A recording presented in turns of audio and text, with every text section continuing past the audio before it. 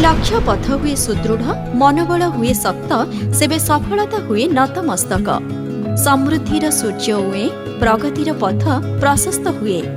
एई जेमिति विभूति भूषणक चलापथ होईछि उन्मुक्त आउ सफलता छुईछि शीर्ष। विभूति भूषण प्रधान अनुगुल जिला सदर ब्लॉक समाखी गाँवर सफल व्यक्तित्व। पाठ पढ़ी किंबा चाकरी करी नुहे चाष करी सारा राज्य रे परिचित एही माटीर पुओ। नवम पर्यंत पाठ पढ़ी पाठ पढ़ी पाठ बंद करी बापर मु बापांकर थिबा जमी रे चाष करूदली। धान चाष करी कष्टेमष्टे चलुथिबा विभूतिंकर जीवन रे 2007 मसीह रे आसीथिला ऐतिहासिक मोड़। पारंपरिक चाष छाड़ी माछ चाष रे मनोनिवेश करिथिले विभूति। आमर पूर्वर बंध गोटे थिला सेही बंधरे माछ चाष नीलाम सूत्र रे प्रथम नहीं तापर मु मोर 1.5 एकर जगार 2 गोटे बंध करी माछ चाष करूअछि। एथिपाई मत्स्य और पशु संपद विभागर परामर्श नहीं आरंभ करथिले मत्स्य जाल चाष। प्रथमे 2टी पोखरी करी सेथिरे विभूति आरंभ करथिले माछ चाष। एहा परे से आउ पछको फेरी नाहंती। एबे 3 एकर जमी रे मोट 6टी पोखरी खोली मत्स्य पालन करुछंती। सेथिरु 5टी पोखरी रे जाल उत्पादन करुथिबा बेले गोटिए पोखरी रे बड़ माछ चाष करुछंती।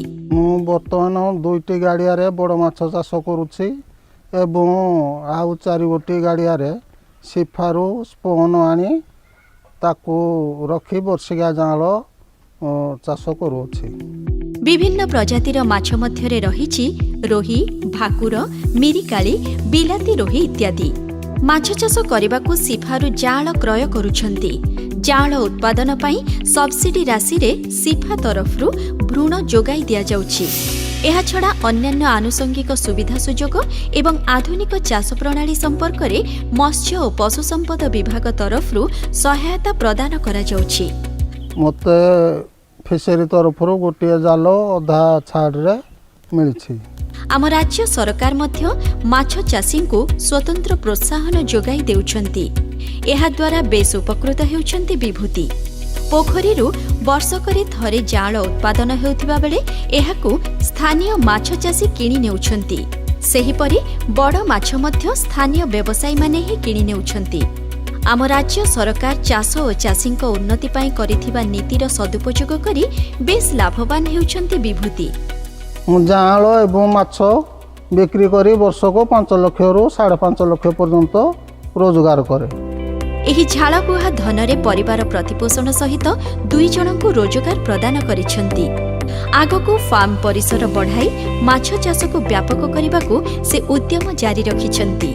फिशरी ऑफिस रु बंध खोला एवं जाल जेकोसी प्रकार ट्रेनिंग सब प्रकार सहायता जोगे मु फिशरी ऑफिस एवं मुख्यमंत्री को कृतज्ञता ज्ञापन करुछि। विभूतिंक परिश्रम और निष्ठापरता आज तांकु देइछि प्रतिष्ठा, जोंथिपाई आज से साजिछंती सफल माछ चाषी आउ बनिछंती हजार हजार चाषी भाईंक प्रेरणा।